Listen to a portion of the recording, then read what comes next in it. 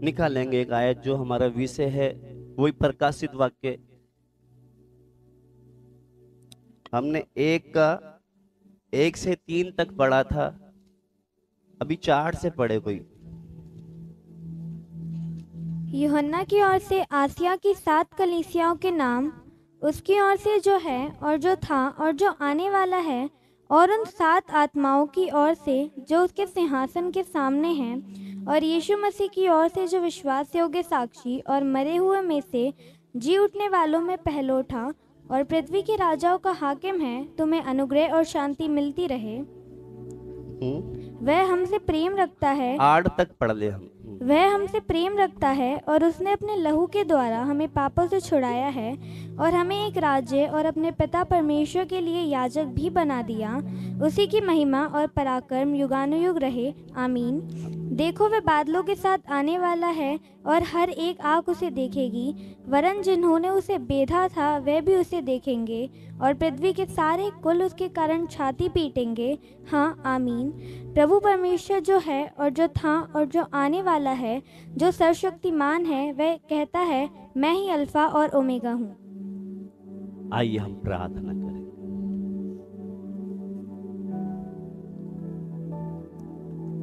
हम प्रार्थना करें, प्रभु इतना वचन हमें मिलता है, समझ में क्यों नहीं आता। प्रभु तेरी आत्मा हमें सिखाए। स्वर्ग के परमेश्वर, एक बार और तेरे चरणों में हम सब अपने सरों को झुकाकर आपसे दुआ करते हैं। प्रभु जब बाहर नजर उठा के देखें तो प्रभु उन्हें संगति करना कितना भारी पड़ रहा है, कितना वचन के लिए प्रभु भूखे और प्यासे हैं। प्रभु इस वचन के कारण कितने लोग आज जेल में हैं, कितने प्रभु पहाड़ों में गुफाओं में छुपे छुपे मारे मारे फिर रहे हैं। मगर एक समय है प्रभु, हम आजादी से बैठे हैं, फिर भी हमारे जीवनों में कोई बदलाव नहीं। बाप,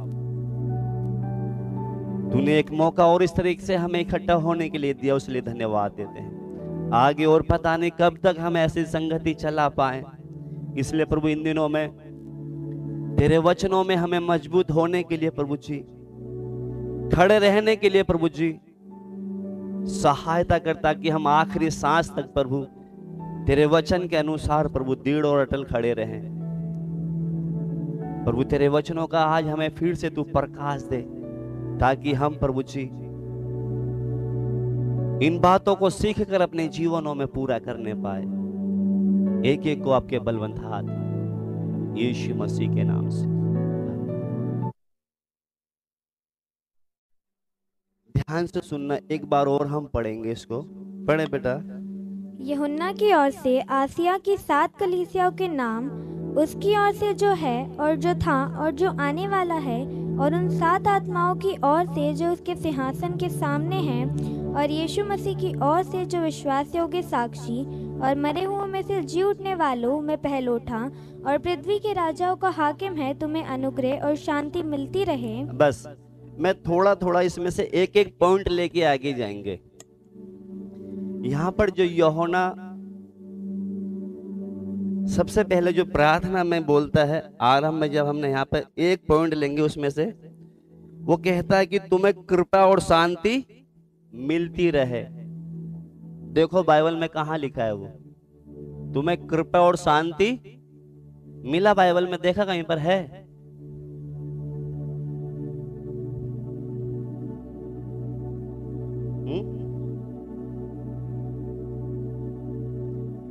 मिल गया? सबसे पहले हम ये 4 से लेके 8 तक जो आयत हमने पढ़ी, सबसे पहले ये उठाते हम यहां पर से, तुम्हें कृपा और शांति मिलती रहे। इतना समझ में आया है? इसमें से और कुछ नहीं उठाए, हम सबसे पहले ये उठाएंगे, तुम्हें कृपा और शांति मिलती रहे। मैं जो बोल रहा हूं समझ गए उस चीज को आप? इधर जब हम शुरू से पढ़ते तो यहाँ पे लिखा है यूहन्ना की ओर से उन 7 कलीसिया को, जो कलीसिया जो है आज के समय में एशिया में थी, वो कलीसिया जो 7 कलीसिया कहां पर थी? वो एशिया में। तो ये जो कलीसिया है, तो वहां कहता है यूहन्ना ने जो बोल रहे यूहन्ना की ओर से उन 7 कलीसियाओं को, क्योंकि परमेश्वर ने उस पर प्रकट किया था, तो परमेश्वर कहता है उसकी ओर से जो है, जो था और जो आने वाला है, उन 7 आत्माओं को जो उसके सिंहासन के सामने समक्ष, यानी कि सिंहासन के बिल्कुल सामने, आमने सामने हम प्रत्यक्ष देखते हैं ना, जैसे मैं आपको देख रहा हूं, आप मुझे देख रहे हैं, उसी सिंहासन पर तो यीशु मसीह की ओर से जो विश्वास योग्य, साक्षी और मुर्दों में से जी उठने वाले में पहलौठा है, वो पृथ्वी के राजाओं का शासक, यानी कि राजाओं पर भी राज्य करने वाला, हम बोलते हैं ना वो राजाओं का राजा है। तो इतनी बातें जो आगे हैं हमने इसमें से कुछ नहीं उठाई, अभी सबसे पहले उठाएंगे कि तुम्हें कृपा और शांति मिलती रहे। तो कृपा और शांति का मतलब कुछ बताएंगे आप? जो हम बोलते हैं ना अनुग्रह और कृपा, ये क्या है? एक ही है ये, अनुग्रह और कृपा जो है। तो यहां पर बोलता है वो तुम्हें कृपा और शांति मिलती रहे। अब कृपा का जो अर्थ है, इसमें से हमने एक ही शब्द लिया है, कृपा। अभी जो वर्तमान में, वर्तमान का मतलब अभी जो समय चल रहा है, अगर इस समय अभी किसी को हम, कोई व्यक्ति के साथ हमारा कुछ मन मुटाव हो गया, कुछ भी हो गया है, तो हम उसको क्षमा नहीं कर पा रहे, उसको माफ नहीं कर पा रहे, तो अगर परमेश्वर की कृपा अगर हमारे ऊपर होगी तभी हम उसको माफ कर सकते हैं। इसलिए कहता है उसकी कृपा और शांति तुम में रहे। आज एक व्यक्ति के अंदर अगर परमेश्वर की कृपा नहीं है तो वो कभी भी किसी को माफ नहीं कर सकता। अगर उसकी कृपा होगी तभी हम उसको माफ कर सकते हैं। या दूसरी बात, अगर आज हम परीक्षाओं में हैं, हम परीक्षाओं में तभी जयवंत हो सकते हैं अगर उसकी कृपा हमारे ऊपर होगी तो। नहीं तो कितने लोगों के ऊपर जब परीक्षा आती है तो क्या हो जाते हैं? वो हार जाते हैं। समझ में आ रहा है? तो इसलिए कहता वो तुम्हें कृपा और शांति।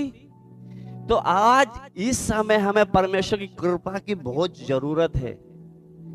अगर कृपा होगी तभी हम किसी को माफ कर सकते हैं या समस्याओं में खड़े रह सकते हैं, और या तो और बोल सकते हैं कि जैसे हम अगर हमारे पर परमेश्वर की कृपा अगर नहीं होगी तो यहाँ पे कुछ जो 2-3 बातों को नोट कर लेना। इसलिए हम प्रभु से मांगे, प्रभु तेरी कृपा मुझे दे। आज बहुत से लोग चल तो रहे हैं मगर चल नहीं पाए, थक कर बैठ गए, क्योंकि वो अपनी ताकत से चलना चाह रहे थे। तो अगर परमेश्वर की कृपा नहीं होगी तो हम चल नहीं सकते। तो आज हमें इस वर्तमान में क्या जरूरत है? परमेश्वर से प्रार्थना करें, प्रभु तेरे अनुग्रह, तेरी कृपा मुझ पर हो। समझ में आ रहा है आपको? हमारी प्रार्थना में क्या होना चाहिए? क्योंकि परमेश्वर से अगर मदद मिलनी है कुछ, तो जब तक उसकी कृपा नहीं है हम कुछ नहीं कर सकते। हम सोचते हैं कि हम, ये परमेश्वर की दया है कि प्रभु आपको समेट के इधर ले आता है, क्योंकि परमेश्वर आपसे प्यार करता, अभी तक आपको छोड़ा नहीं उसने। ये उसकी दया है जो आपको अभी तक उसने नहीं छोड़ा। तो इसलिए हमें यहाँ पर जो मैंने 2-3 बातें हैं, अगर उसका अनुग्रह हम पर होगा तभी हम परीक्षाओं में खड़े रह सकते। क्योंकि जब भी मेरी तबीयत खराब होती है तो घर वाले तो बोलने लग जाते हैं कि पापा अब तो कुछ ना कुछ तुम दवाई या कुछ ले लो। मैं उनसे एक ही बात बोलता हूँ, जिस दिन परमेश्वर की अगर मेरे पर कृपा नहीं होगी ना, मैं बोलूंगा मुझे लेके चलो, क्योंकि अभी प्रभु की कृपा है, आप मुझे तंग मत करो। क्योंकि कोई भी दर्द इंसान नहीं सह सकता, मुझे मालूम है, जब तक उसकी कृपा नहीं होगी हम सह नहीं सकते। तो मैं ये कितनी बार तो मेरी हालत देख के बोल देते हैं कि चलो तुम ही तो हो, अगर तुमको कुछ हो जाएगा तो हमारा क्या होगा। मैंने कहा भाई मैं इतना पागल नहीं हूं, मुझे पता है मेरे बच्चे हैं, सेवकाई है, सब कुछ है, मगर जब मेरा बाप मुझे कृपा दे रहा है सहने के लिए तो मुझे दिक्कत क्या है? आपको दिक्कत क्या है? हम 1 मिनट भी जरा सा दर्द नहीं सह सकते। तो इसलिए मैं यही है कि आप प्रभु से मांगो तो सही, कृपा आपको वो परीक्षाओं में जयवंत करेगा। किसी को हम माफ करने का मन है मगर नहीं कर पाते, क्योंकि अंदर बहुत सी कड़वाहट लेके बैठे हैं हम। अगर उसका कृपा अनुग्रह होगा तो हम तुरंत उसको क्या करेंगे, भूल जाएंगे, माफ कर देंगे। इसलिए आज हमें इस वर्तमान में क्या जरूरत है, उसकी कृपा की जरूरत है, उसके अनुग्रह की जरूरत है। आज चाइना में देखो बहुत विरोध हो रहा है, ये परमेश्वर का अनुग्रह है, इसलिए उनकी दया है, इसलिए वो आज भी दिलेरी के साथ चल रहे हैं। नहीं तो बोल दिया उनको, ऐसे जो क्रूस वगैरह घर में लगाने की बिल्कुल भी अनुमति नहीं है। तो हम इन दिनों में क्या करें, अगर हमें जय पाना है। अब दूसरी एक बात और है, बहुत से लोग आज भी, इतना समय हो गया, आज भी पाप में फंसे हुए हैं। कोशिश बहुत करते हैं कि हम इसमें से निकल जाएं, नहीं निकल पा रहे। वो अपनी ताकत से निकलने की कोशिश कर रहे हैं, हम अपनी ताकत से नहीं निकल सकते। ये शैतान की जो पाप की रस्सी, जो बंधन इतना मजबूत है, वो जब पकड़ लेता है ना, छोड़ता नहीं। जब तक उसका अनुग्रह नहीं होगा हम उससे छुटकारा नहीं पा सकते।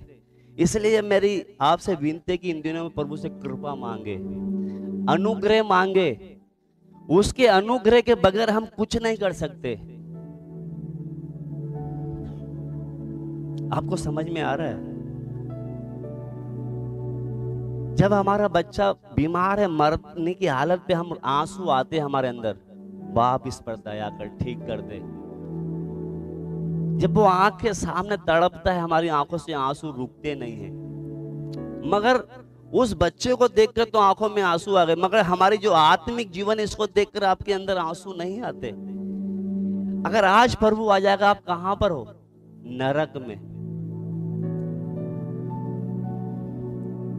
इसलिए परमेश्वर से हम क्या मांगे? प्रभु मुझे कृपा दे ताकि मैं इस पाप में फंसा हूं, इससे छूट जाऊं।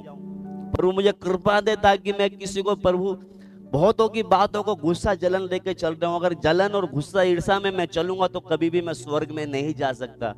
इसलिए मुझे कृपा दे, तेरा अनुग्रह, ताकि मैं इनको माफ कर सकूं।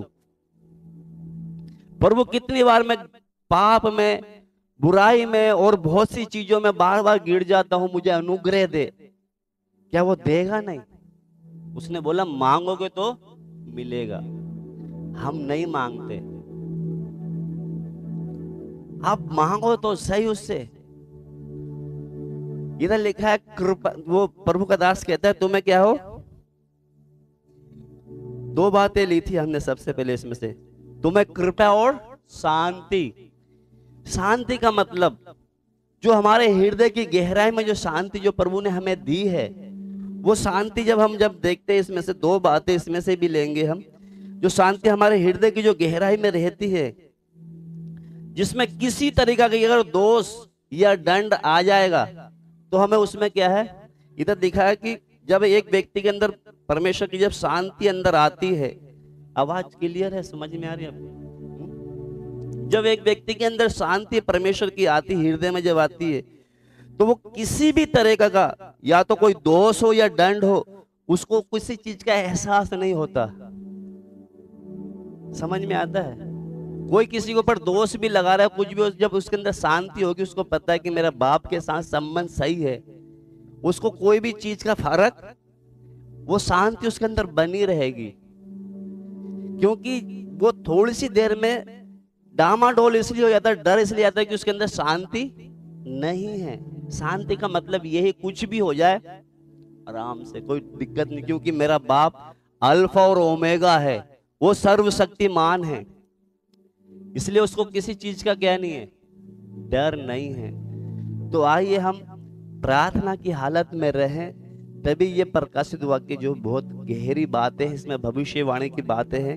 तो इसमें से जब हम आगे से थोड़ा सा और पढ़ेंगे, इसमें लिखा है उन 7 कलीसियाओं के नाम जो एशिया में हैं।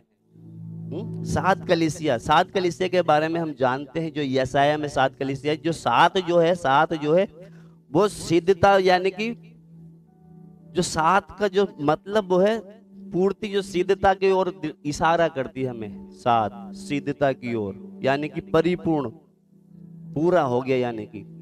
तो ये 7 कलीसिया के बारे में जब हम देखते हैं, उधर यशाया में लिखा है बुद्धि का आत्मा, समझ का आत्मा, पराक्रमी का आत्मा, ये जो 7 उसमें है, ये 7 कलीसिया।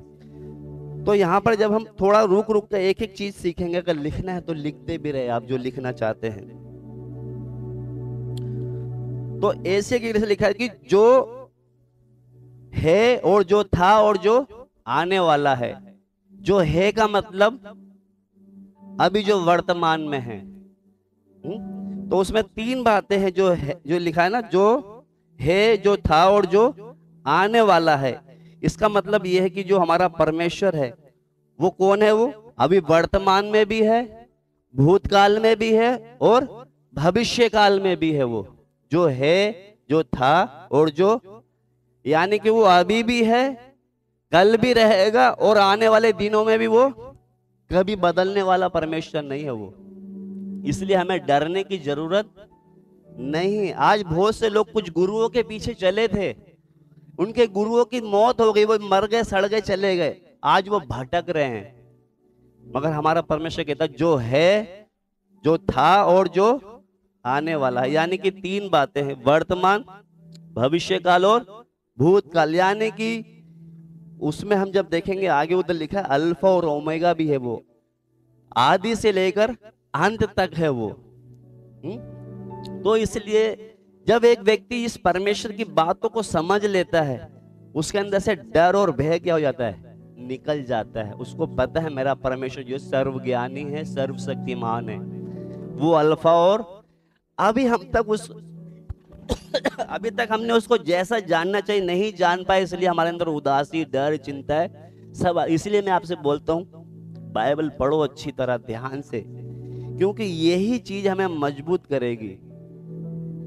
हम बच्चे से बोलते हैं ना बेटा खाओ, नहीं खाओगे तो क्या हो जाओगे? कमजोर हो जाओगे। शरीर के लिए हम बोलते हैं बेटा खाओगे भी। बहुत से हमारे घर जब बच्चे आते भैया इनको कुछ खाने को देते नहीं क्या आप, क्योंकि ये क्या है? बहुत कमजोर है। उसी तरह ये रोटी जो है नहीं खाएंगे तो हम कमजोर हैं, खाएंगे तभी क्या होगी? आने वाली समस्याओं में हम खड़े रह सकते हैं। तो इसमें एक बात और है, इसमें लिखा है यीशु मसीह की ओर से जो विश्वास योग्य साक्षी है। साक्षी है, विश्वास योग्य का मतलब, विश्वास योग्य का मतलब बता दे कोई भी। विश्वास योग्य, क्योंकि यहां पर हमने पढ़ा है जो सिंहासन के सामने है और यीशु मसीह की ओर से जो विश्वास योग्य और साक्षी। विश्वास योग्य का मतलब बताते कोई भी? विश्वास योग्य,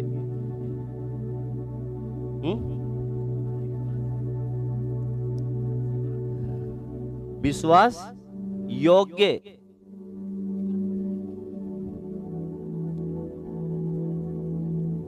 विश्वास योग्य बिल्कुल हमारे सिंपल भाषा में लिखा है विश्वास योग्य। यानी का मतलब क्या है इसका? यानी कि उसकी प्रतिज्ञाओं पर पूरा भरोसा हमें होना चाहिए, भरोसेमंद होना चाहिए हमें, क्योंकि वो कौन है? विश्वास योग्य। विश्वास योग्य का मतलब जैसे आपने मेरे से कुछ जब जब जो कुछ मांगो मैंने दिया, तो आपको अंदर क्या हो जाता है? विश्वास होता है भैया कैसे भी करके क्या है कर देते हैं हमारी जरूरत पूरी। तो हम क्या है? विश्वास बना लेते हैं। तो उसी तरह यहां पर लिखा है, दोबारा से मैंने इसलिए बोला था कि थोड़ा थोड़ा एक एक शब्द उठाएंगे इसमें से हम। तो यीशु मसीह की ओर से जो विश्वास योग्य और साक्षी है। यानी कि विश्वास योग्य मतलब हमारा प्रभु जो है उन प्रतिज्ञाओं जो उसने हमसे की है, बहुत से वायदे उसने हमसे किए हैं, तो उन बातों को क्या करना है? हमें पूरी होने के लिए हमारे अंदर क्या होना चाहिए?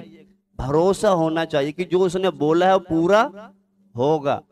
अगर ये हमें भरोसा नहीं है, अगर हमें भरोसा नहीं है तो हम अंधेरे में चल रहे हैं। समझ में आ रहा है आपको? भरोसा का मतलब थोड़ी देर के लिए, मैं आपके लिए, मैं अपने लिए बोलता हूँ, क्योंकि जब मैं बीमार होता हूँ मैं एक ही बात बोलता हूँ, बाप आपने मेरे लिए कोड़े खाए हैं, इसलिए मैं डॉक्टर के पास क्यों जाऊं। मैं आपको मना नहीं करता कि आप मत जाओ, मगर मैं भरोसा रखता हूं कि मेरे यीशु ने मेरे बीमारी के लिए कोड़े खाए हैं। वही चीज मुझे ताकत देती है। अगर हमें भरोसा नहीं है तो फिर हमें ताकत नहीं मिलती। भरोसे का मतलब जानते हैं आप? जिसके पीछे हम चल रहे, अगर हमको भरोसा नहीं है ना, फिर चलने में मजा नहीं है। जिसके पीछे चल रहे उस पर हमें क्या होना चाहिए? पूरा भरोसा होना चाहिए। इसलिए प्रभु कहता है वो विश्वास योग्य, क्योंकि हमारा परमेश्वर कभी बदलने वाला नहीं है। वो विश्वास योग्य साक्षी, यानी कि उसकी जो विश्वास की क्या है, बहुत गवाही। इधर हम जब पढ़ते हैं विश्वास योग्य साक्षी, और आगे थोड़ा सा पढ़े बेटा उसको, मुर्दों में से जी उठने वालों में पहलौठा है वो। हमारा यीशु मसीह जो है क्या है? मुर्दों में से जी उठने वाला। यहां पर हमने पढ़े बेटा आप। और यीशु मसीह की ओर से जो विश्वास योग्य साक्षी और मरे हुए में से जी उठने वालों में पहलौठा। मरे हुए में से जी उठने वालों में, आप बहुत से बोलेंगे भैया आप झूठ बोल रहे हो, क्योंकि कितने लोग मरे वो सब जी उठे हैं। कितने लोग, कितने हम देखते हैं ना, डॉक्टर पंप मारता है, सांस दोबारा आ जाती है। बहुत से लोग मर जाते हैं तो एक इंजेक्शन लगाते हैं, बोलते हैं अगर आपके घर में किसी से आपको बात करनी तो डॉक्टर क्या कहते हैं, कुछ सेकंड के लिए, कुछ मिनट के लिए उसको ऐसा टीका इंजेक्शन लगाते हैं, वो बोल देता है कि मेरी प्रॉपर्टी वहां छुपी हुई है, यह है, तो वो कुछ समय के लिए बोल, क्योंकि मरा हुआ व्यक्ति दोबारा से क्या है, थोड़ी देर के लिए जिएगा, दोबारा मर जाएगा।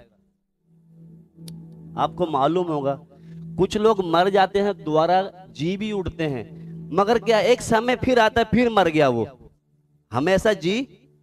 मगर हमारा यीशु मुर्दों में से जी उठा है, आज तक उसकी कब्र खाली है, दोबारा वो मरा नहीं है। तो फिर हमें क्यों टेंशन है? हमारा यीशु तो जिंदा है ना, क्यों डरते हैं फिर? अगर वो मर जाता, कब्र में रहता, तो हमें डर लगता। हमारा यीशु कौन है? वो जिंदा प्रभु है, जिंदा परमेश्वर है। ये लिखा है ना, पढ़े बेटा इधर। और यीशु मसीह की ओर से जो विश्वास योग्य साक्षी और मरे हुए में से जी उठने वालों में पहलौठा। मरे हुए में से जी उठने वाला, यानी कि अभी तक दोबारा वो मरा नहीं है, जिंदा है वो। फिर क्यों डरते हैं चलने में? हा? कोई ऐसा बोल सकता है कि मेरा प्रभु अभी भी जिंदा है? मगर हम बोल सकते हैं मेरा यीशु मुर्दों में से झूठा, अभी तक जिंदा है वो। हम गीत भी गाते हैं ना, कौन सा? जिंदा है यीशु, जिंदा है मेरे दिल में, यीशु जिंदा है। हमारी गलती है कि हम गाना जो है बहुत है सीखने के लिए, हम नहीं सीख पाते।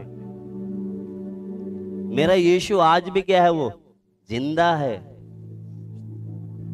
क्योंकि उदास वो हो जाते हैं जिनका खुदा या परमेश्वर या बाप मर गया है। हमारा बाप अभी जिंदा है, हमें चिंता करने की जरूरत नहीं है।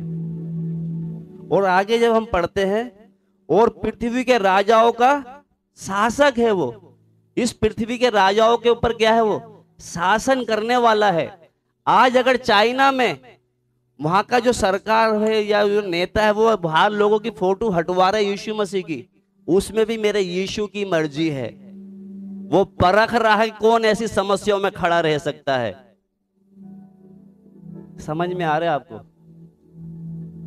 क्योंकि अगर ऐसा नहीं होगा तो फिर पता कैसे चलेगा? हम सोचते हैं ना मसीह लोग वहां पर इतना कष्ट में चल रहे हैं, मेरे यीशु ने ऐसे होने दिया होगा। क्योंकि सबूत इसलिए है कि जब इजरायली लोग फिरौन की गुलामी में थे, मेरा परमेश्वर दिखाना चाहता था मेरी सामर्थ। देख, तू बोलते ना मैं खुदा हूं, तू गलती कर रहा है, देख तेरा बाप में ऊपर बैठा हूं। समझ में आपको आता है? कुछ नहीं आ रहा ना? कुछ लोग बोलते कि हम यहाँ के खुदा, हम है पृथ्वी के, मगर इस पृथ्वी के राजाओं के ऊपर एक राजा है। क्योंकि आयत पढ़ेंगे हम एक, यहां पे कोई भी कहते ना पत्ता भी उसकी मर्जी से हिल नहीं सकता। हम सोचते हैं हमारे विरोध में ये खड़ा हो गया, वो खड़ा हो गया, वो, ये कोई भी नहीं खड़ा हो सकता जब तक हमारा बाप अनुमति ना दे। इसलिए हमें डरने की जरूरत नहीं है। कभी कभी यहां से क्या है, एकदम अचानक कुछ घटना आ गई तो हम डर जाएंगे, भाई ये क्या हो गया। मगर हमारे बाप को सब कुछ पता, वो कभी नहीं डरता कि ऐसे कैसे हो गया, वो कभी नहीं डरता।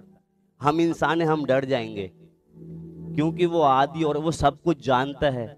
क्योंकि एक इंसान के साथ जब अचानक कुछ घटना घटेगी तो डर जाएगा। हमारा बाप नहीं डरने वाला है क्योंकि उसको सब कुछ क्या है, मालूम है। तो इसलिए यहां पर जब हम पढ़ते हैं, निकालेंगे बेटा वो नीति वचन निकाला आपने?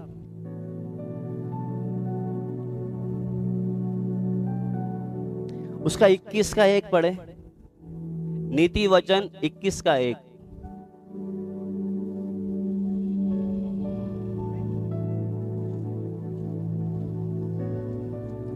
राजा का मन नालियों के जल के समान यहोवा के हाथ में रहता है, जिधर वे चाहता उधर उसको मोड़ देता है। इधर समझ में आया इस आयत से कुछ दिख रहा है? इधर कुछ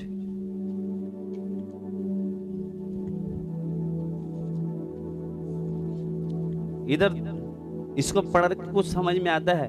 राजाओं का मन नालियों के जल की नाई, राजाओं का मन नालियों की जल के समान। क्योंकि नाली में देखा, नाली या नदी, पानी जब बहता है किधर की साइड बहता है वो? हा? राजा का मन नालियों के जल की नाई, क्योंकि नाली का जल यूं जाता ना, बहता। उसी तरह लिखा है यहोवा के हाथों में रहता है। अभी देखना, जब यहाँ पे नाली बनाने वाले आते थे, मुझे आज भी याद है, उनसे बोलेंगे भैया इधर से थोड़ी ढलान ज्यादा कर दे, तो जो बनाता उसके हाथ में ढाल किधर करनी है। जब हम यहाँ फड़स बनवा रहे थे ना, मैंने उससे बोला भाई साहब थोड़ा सही से बनाना, यहाँ पे पानी नहीं रुकना चाहिए, थोड़ा सा भी ढाल ऐसी होनी चाहिए ताकि पूरा वहां पाइप में जाए पानी। तो ढाल जब बनाते समय किसके हाथ में होती है? मिस्त्री के हाथ में होती है, किधर ढाल डालना है ना? वो जिधर चाहेगा उधर ढाल। उसी तरह राजा का मन नालियों की जल की ना यहोवा के हाथ में रहता है, जिधर चाहता है उधर वो। इससे समझ में आया कुछ? अभी भी नहीं आया?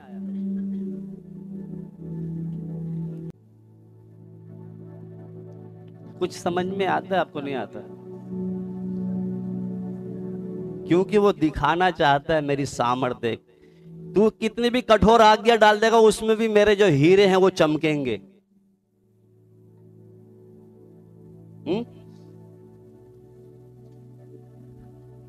नहीं आ रहा है समझ में कुछ भी? ऊपर से जा रहा है। बहुत सिंपल है ना ये तो। राजा का मन नालियों की जल की नाई यहोवा के हाथ में रहता है, जिधर वह चाहता है उधर फेर देता है। अभी परमेश्वर के हाथ में है, किसी को भी यहाँ पे 2 व्यक्ति को लाके खड़ा कर देगा। जरा इनको जरा सही से, ये बहुत यीशु करते हैं ना, जरा यहाँ पे खड़े हो ताकि तभी तो पता चलेगा कौन इसमें खड़ा रह सकता है। उसको शैतान नहीं लाएगा। हम बोलते ना शैतान ने ले आया, हमारे यहोवा लेके आता उसको भी। इसलिए हम ज्यादा करके क्या है, शैतान ने कर दिया, शैतान ने कर दिया, शैतान ने। वो कभी कभी एक बार प्रभु के दास बोल रहे थे, ऐसे एक कुआं था, वहां पर एक भाई साहब आके लेट गया, थका हुआ होगा, तो शैतान आया, भाई साहब कह रहा हाँ भाई, कह रहा भाई इधर मत सो, इधर सो जा, नहीं तो कल को तू डूब के मर जाएगा। तो कहता है कि वो शैतान ने मुझे गिरा दिया।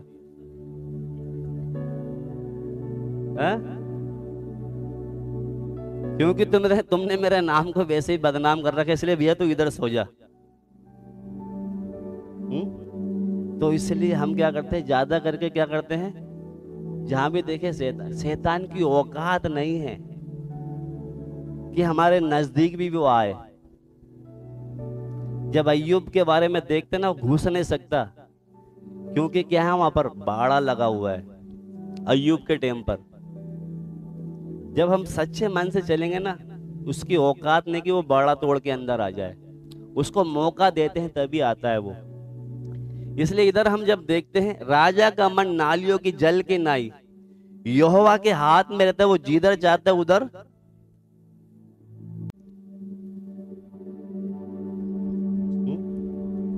तो हमारा परमेश्वर जो है ना, इधर हमने पढ़ा है, वो वापस से बेटा वही आयत लेंगे जो हमने पढ़ा था।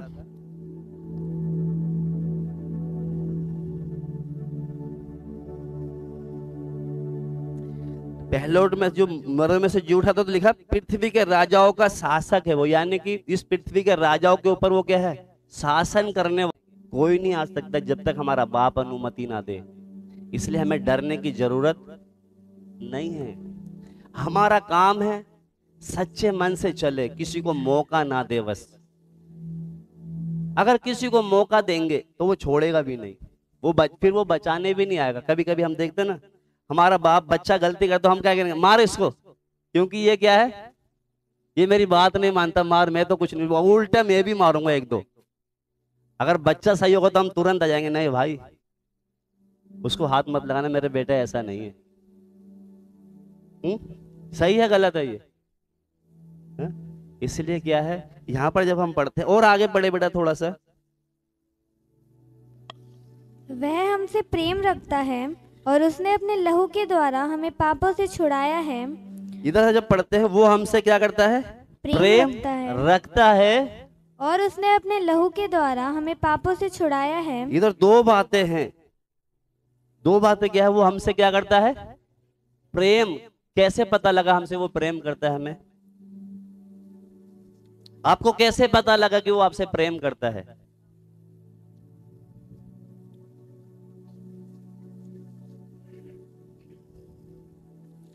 कैसे पता लगता है कि वो हमसे? अभी बहुत से लोग क्या करते हैं, जो लड़का लड़की होते हैं वो ऐसा दिल सा बना रहता है, उसमें एक तीर घुसा हुआ रहता है। पूछते क्या है ये,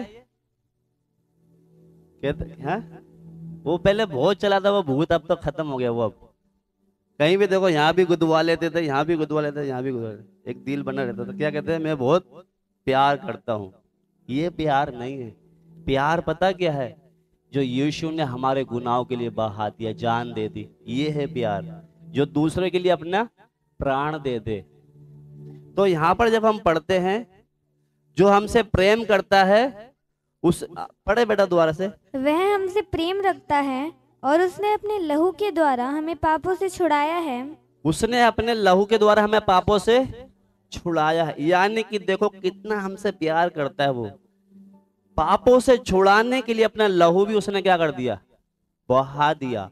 तो ये जो लहू बहाया है, तो इसमें जब हम एक जो सबसे पहले जो परमेश्वर ने एक जो नई बाचा थी, नई बाचा क्या है, ये लहू में जो हम देखते हैं ना, सबसे पहली जो प्रतिज्ञा है वो 1 का 21 मती 1 का 21 बेटा थोड़ा पढ़ के आगे जाएंगे।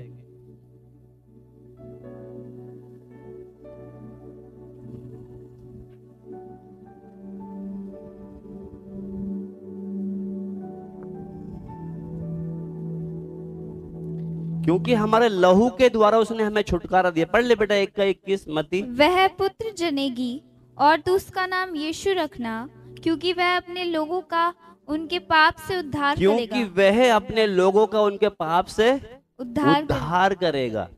यानी कि उसने हमसे इतना प्रेम किया। इधर हम पढ़ते ना, जो वो वही आयत को साथ में लेके भी चलते ना, प्रकाशित वाक्य को जो हम पढ़ रहे थे। तो यहाँ पर हम पढ़ते हैं, क्योंकि वह अपने लोगों का उनके पापों से उद्धार करेगा। यानी कि उसने हमसे ऐसा प्यार किया, हमारे पापों के लिए अपना लहू भी बहा दिया। वो कितना हमसे प्यार करता है। क्योंकि कुछ लोगों ने उस प्यार को समझ लिया, इसलिए वो क्या करते हैं, आज भी बहुत से लोग क्या करते हैं कि बस मेरे काम सफल हो जाए तो मैं चलूंगा। मगर जिसने पहचान लिया ना कि जिसने मेरे लिए कीमत दिया है, प्रभु आप तुम मुझे कुछ दे या ना दे, प्रभु मैं खुशी से तेरी सेवा, तेरे पीछे चलूंगा, क्योंकि तूने मेरे लिए अपनी क्या दी है, जान दे दी है। प्रभु मुझे अभी कुछ नहीं चाहिए, प्रभु ये शरीर क्या हो जाए, तेरे काम में आ जाए। तो यहाँ पर जब हम देखते हैं, एक बात जो है यहाँ पर मेन जो हमें सीखने वाली है, यहाँ पर उसने बोला है, क्योंकि ये जो पाप की शक्ति से, क्योंकि जो पाप की जो ताकत थी जिसने हमको पाप में जकड़ रखा था, उससे हमें छुड़ाने के लिए उसने क्या करा, कीमत दिया। कभी कभी किसी चीज की कीमत देते हैं ना, कभी हम दुकान पे कितने सामान लेने जाते हैं, बहुत दुकान पे रहता है, जब तक उसको खरीदेगा नहीं वो वहीं टिकी रहेगी। वहां पर अभी तक क्या है, वो गुलामी की हालत में है। अगर पैसे दे के लिया तो उसको क्या कर लिया हमने, छुड़ा लिया। उसी तरह पाप की ताकत ने हमें बांध के रखा था, तो उसको छुड़ाने के लिए यीशु मसीह ने क्या है, कीमत दे दिया है, वो हमसे प्यार करने के कारण। तो इसलिए लिखा है, हम जब देखते इसमें कि अगर उसकी कृपा के अगर हम अधीन रहेंगे तो वो उसने एक बार के लिए छुटकारा कीमत दिया, हमें हमेशा के लिए दिया है। वो कीमत किसके लिए दे दी, हमेशा हमेशा के लिए। आज बहुत से लोग क्या करते हैं, दोबारा जब उसके अनुग्रह में नहीं चलते, उसकी दया में नहीं चलते, तो दोबारा पाप के अधीन में हो जाते हैं। तो उसने जो हमारे लिए कीमत दी है वो हमेशा के लिए दे दी है। समझ में आता है आपको? दो चार, जैसे यीशु मसीह पहले पुराने नियम में क्या करते थे, हर साल भेड़ बकरी लेके जानी पड़ती थी। तो यीशु मसीह ने हमेशा के लिए हमारे लिए क्या दे दिया, वो बलिदान दे दिया है। एक दो बार के लिए नहीं, हर साल जाने की अब जरूरत नहीं है। अगर हम उसके अनुग्रह में चलते हैं, उसकी दया में, उसकी व्यवस्था में चलते रहेंगे, तो कोई पाप की दोबारा ताकत नहीं कि हमको वो दोबारा अपने कब्जे में ले ले। तो इसलिए बेटा थोड़ा सा और जब आगे पढ़ेंगे, एक आयत पढ़कर, रोमियो उसका 6 का 14 भी पढ़े हम।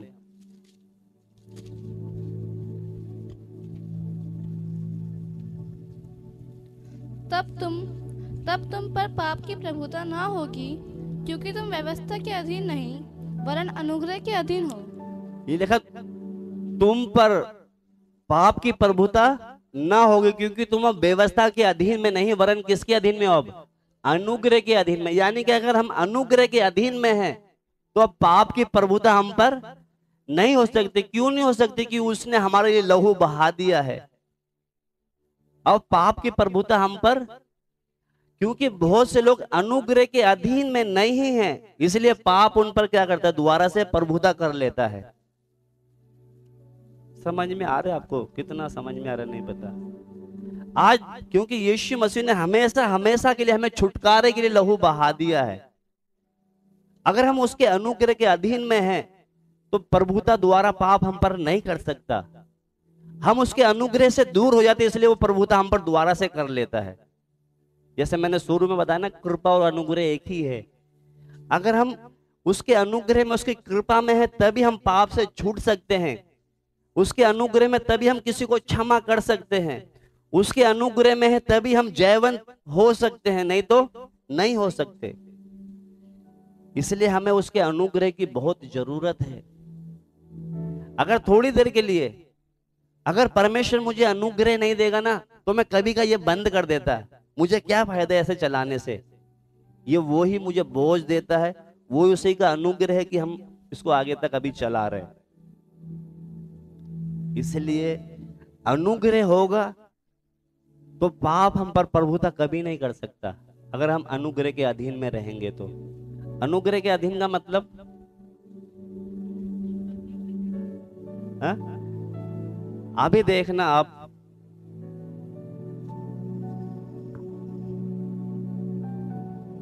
खड़ो बेटा, बुरा नहीं मानना, थोड़ा समझाने के लिए। ये बेटा है,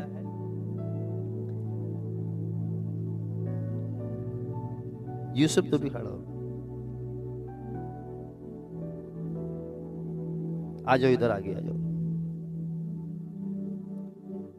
थोड़ा मैं आपको समझाने के लिए कोशिश कर रहा हूं ताकि समझ में आपको। ये मालिक है, कोई भी ऑफिस का या कुछ भी, ये मालिक है और ये इसके यहाँ काम करता है। इतना समझ में आया? ये मालिक है, ये काम करने वाला है। अब इसने बोला, ये मालिक ने, कि बेटा तेरे खाने पीने की, पहनने ओढ़ने की, रहने की, शादी ब्याह की जिम्मेदारी सब मैं लेता हूं। कौन कह रहा है? ये कह रहा है। अब ये कब तक इसकी जिम्मेदारी ले सकता है, आप बताइए। सवाल समझ में आ गया आपको जो मैं बोल रहा हूं? नहीं आया अभी? दोबारा बताऊं। ये किसी फैक्ट्री का मालिक है और ये वहां का लेबर है। इसने बोला बेटा तू ईमानदारी से काम कर, तू सिर्फ काम कर, तेरी शादी ब्याह घर बार बीवी बच्चे सब मैं संभाल लूंगा, सबकी उसकी चिंता मत कर, ठीक है। तो अब इसने वायदा तो कर लिया है, मगर काम इसका क्या है? अगर ये वफादारी से करेगा तो ये अपने वायदों को पूरा करेगा, और जब ये नहीं करेगा तो बोलेगा भाई तो काम तो करता नहीं है। उसी तरह हमारे बाप का जो अनुग्रह मैं बता रहा हूं, अगर उसकी व्यवस्था में उसकी आज्ञाओं में रहेंगे तो वो सारी जरूरत हमारी पूरी करेगा, और नहीं चलेंगे तो बोलेगा, इसे बोल देगा काहे की तेरी शादी कराऊं भाई, तू काम आप तो सही से करता नहीं है, कौन सा तेरे को घर दिलाऊं। इसीलिए हम अनुग्रह का मतलब वही, अनुग्रह में रहेंगे तो पाप कभी हम पर प्रभुता नहीं कर सकता। वो प्रभुता इस, क्योंकि कीमत हमेशा उसने, यीशु मसीह ने, बैठ जाओ बेटा, यीशु मसीह ने 1-2 साल के लिए कीमत नहीं दिया है, हमेशा हमेशा के लिए हमें पाप से छुड़ाया उसने। अभी तो बहुत से लोग नशे में बैठे हैं, जबकि विषय कितना गंभीर चल रहा है। यीशु मसीह ने, क्योंकि पहले तो हर साल क्या करती थी, भेड़ बकरी लेके जाना पड़ता था, तो यीशु मसीह ने हमेशा के लिए बलि हो गया हमारे लिए, अब दोबारा बलि चढ़ाने की जरूरत नहीं है। तो यीशु मसीह ने हमेशा के लिए हमें उस पाप के दलदल से बचाने के लिए लहू बहा के हमें छुड़ाया है। हम कब तक बच सकते हैं? जब तक उसके व्यवस्था के, क्योंकि हम व्यवस्था के अनुसार नहीं, क्योंकि उधर वापस बेटा निकाले 6 रोमियो 6 का, तब तुम पर पाप की प्रभुता ना होगी, क्योंकि तुम व्यवस्था क्योंकि अब तुम व्यवस्था के अधीन नहीं है। क्योंकि पहले जो व्यवस्था के अधीन में थे ना, उनको हर बार क्या करना था, हर साल लेके जाना पड़ता था बलि चढ़ाने के लिए। अब हम व्यवस्था के अधीन नहीं, हम किसके अधीन है? अनुग्रह के अधीन है। तो अनुग्रह के अधीन में अगर हम हैं तो पाप हम पर प्रभुता कभी नहीं कर सकता। वो इसलिए करता है कि हम क्या हो जाते हैं, हट जाते हैं। जैसे मैंने अभी उदाहरण में उनको बताया, क्योंकि जो काम आपको बोल रहा है वो तो आप करते नहीं, तो फिर मैं आपकी शादी कैसे कराऊंगा, आपको घर कैसे दिलाऊंगा? आप जो मैंने आपको काम बोला वो तो आप करते नहीं है, तो मालिक बोलेगा भैया जा तू। अगर वो करेगा तो उसको शादी भी करानी पड़ेगी, घर भी दिलाना पड़ेगा, बाल बच्चों को भी देखना पड़ेगा। इतना समझ में आ रहा है आपको? इसलिए हम क्या करें, उसके अनुग्रह के नीचे आ जाएं। जिस दिन आप आ गए ना, मजा, आपका सब कुछ बदल जाएगा। मैं सच कहता हूं, मैं पहले भी कितनी बार कह चुका हूं, पहले बहुत चिंताओं में रहता था, अब क्या होगा, कैसे होगा, क्या होगा। अभी कोई भी चिंता नहीं है, क्योंकि जिसको काम करवाना है वो अपने आप खड़ा करेगा। मैं क्यों टेंशन लूं?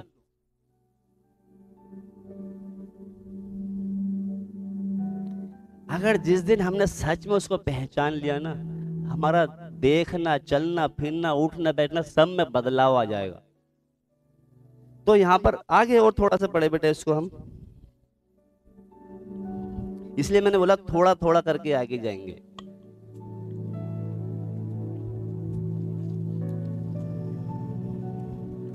वापस उधर प्रकाशित वाक्य में आ जाए।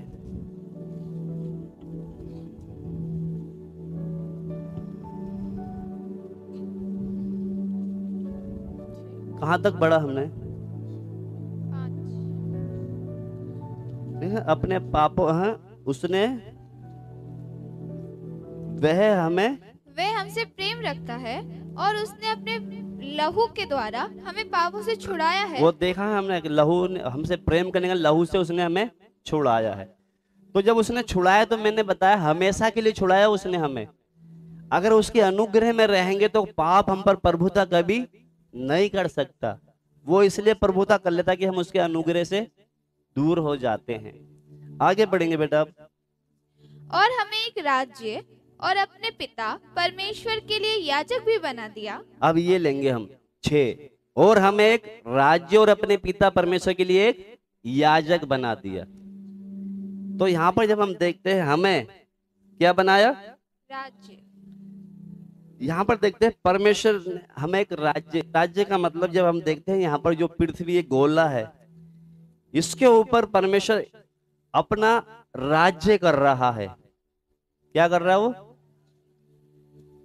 ये इतना बड़ा जो गोला अब बहुत बड़ा, हम तो थोड़ा से देखते हैं। एक बार जब प्रभु के दास हमें सिखा रहे थे उसके बारे में, तो जो हमारी पृथ्वी है ना, ये तो बहुत जरा सी है। ये तो जिसने ये सीखा होगा उसको पता चलेगा। हम सोचते हैं ना कि पृथ्वी बहुत बड़ी है और ये सूरज छोटा सा दिखता है, ये तारे छोटे छोटे से दिखते हैं, मगर सच्चाई ये नहीं है, यही है सच्चाई। ये तारा इतना सकता है, अगर ये एक भी गिर गया तो यहाँ पर है ना एक भी नहीं दिखेगा, इधर पूरी पृथ्वी सब गायब। और ये सूरज जो है ना हमारी पृथ्वी से बहुत दूर है, अलग है। तो इसलिए हम जब ये चीज पढ़ेंगे ना तब पता चलेगा। तो यहाँ पर जो हमने दोबारा से पढ़े बेटा इसको, और हमें एक राज्य और अपने पिता परमेश्वर के लिए याजक भी बना दिया। हम एक राज्य और अपने पिता के लिए, परमेश्वर के लिए एक याजक भी बना दिया। तो हम जब देखते हैं राज्य में, हम जो सबसे लिया हमने राज्य, तो यहाँ पर देखते हैं जो परिमंडल जो पूरा परमेश्वर ने जो बनाया पृथ्वी, इसमें तो परमेश्वर संपूर्ण सारा पर एक ही उसी का अधिकार है। इस पर किसका अधिकार है? परमेश्वर का अधिकार है। तो यहाँ पर कुछ बातें जो हम सीख कर जाएंगे इससे, राज्य से जो यहाँ पर लिखा है, तो यहाँ पर जब हम पढ़ते समय जो कुछ कुछ बातें हमें सीखनी है, क्योंकि ये संपूर्ण परिमंडल पर परमेश्वर का उसी का राज्य है। तो यहाँ पर जब देखते हैं कलीसिया जो पृथ्वी पर है, ये जो कलीसिया हम चाहे एक भी हो चाहे दो हो, ये झुंड, इसको हम क्या बोलते हैं? कलीसिया। तो ये कलीसिया जो है परमेश्वर पर, ये कलीसिया इस समय क्या कर रही है? राज्य कर रही है। जैसे मान लो भाई, सब एक मिनट खड़े हो जाओ, थोड़ा उदाहरण देके बताना पड़ता है ताकि कैसे तो समझ में आए। ये पूरी पृथ्वी पर परमेश्वर का राज्य है। तो इस समय ये पृथ्वी जो है, अभी परमेश्वर क्या करता है? जैसे मान लो थोड़ी देर के लिए ये ऑफिस के ये मालिक है, ऑफिस के कुछ मालिक है, ये वहां पर नहीं है, उनकी जगह पे मैं आ गया हूं। तो इनका काम अभी कौन? मैं संभाल रहा हूं। इतना समझ में आया है? ये किसी ऑफिस के मालिक है, तो अभी ये वहां नहीं है, तो उनकी जगह पे मुझे बिठा दिया है। तो अब क्या कर रहा हूं? उस ऑफिस पर राज्य मैं कर रहा हूं, जाओ भाई ये करो वो करो, क्योंकि ये अभी वहां नहीं। तो आज इस पृथ्वी पर जैसे हमारा परमेश्वर ने कलीसिया है, तो ये कलीसिया क्या कर रही है? राज्य। बैठ जाओ, थैंक यू। इतना समझ में आया है? इस पूरा ब्रह्मांड में हमारा परमेश्वर का राज्य है। मगर अभी क्या है? ये कलीसिया क्या कर रही? परमेश्वर की जगह पे ये कलीसिया राज्य कर रही है। आपने देखा होगा जब एक व्यक्ति कलीसिया में प्रभु का दास भी है, विश्वासी भी है, सब कुछ, हम सब क्या है? कलीसिया है हम। तो आज कलीसिया राज्य करे। शैतान से बोलते ना निकलता है, किसी पे हाथ रख दे चंगा हो जाएगा, इसलिए बोला ना उसको, तुम पृथ्वी बांधोगे तो स्वर्ग में बंधेगा। कलीसिया क्या कर रही है अभी? राज्य। इसलिए अब हम एक राज्य। तो आज जब हम देखते हैं, आपको इस पर विश्वास है? कुछ नहीं है, क्योंकि इस पूरे ब्रह्मांड में हमारा परमेश्वर का राज्य है। तो आज अगर परमेश्वर नहीं, कलीसिया इस पृथ्वी पर, तो कलीसिया क्या कर रही है? परमेश्वर की जगह पर क्या कर रही है? वो राज्य। मगर बहुत से लोग क्या करते हैं? हाँ भैया राज्य कर रहे हैं हम, तो अभी भी रोना बोना। क्यों? क्योंकि अभी तक आपने उसके अधीन में नहीं आए, उसकी इच्छा में नहीं आए, जैसा वो बोलता वैसे नहीं चलते, इसलिए अभी तक आप राज्य नहीं कर रहे परमेश्वर की तरह। आपने देखा हो अदन की वाटिका में आदम कैसे राज्य करता था, मालूम है आपको? बुलाता था इधर, शेर से आता था वो। अभी आज का समय तो क्या हो जाए, अगर ऊपर से एक चिपकली गिर गई सब नीचे। आकाश के पंछियों पर राज्य, वन के पशुओं पर राज्य, सब पर क्या करता था? वो राज्य करता था। उसी तरह जैसे अदन की वाटिका में आदम राज्य करता था, आज कलीसिया, वो अदन की वाटिका में हम पृथ्वी पर राज्य कर सकते हैं। अगर हम उसके अधीन में आ जाए तो हम राज्य क्यों नहीं कर पाते? अभी तक हमने उसकी इच्छा में चलते नहीं हैं।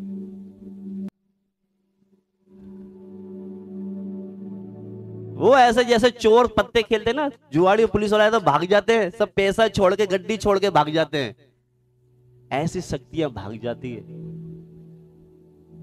इतना खतरनाक अधिकार राज्य है कलीसिया पर।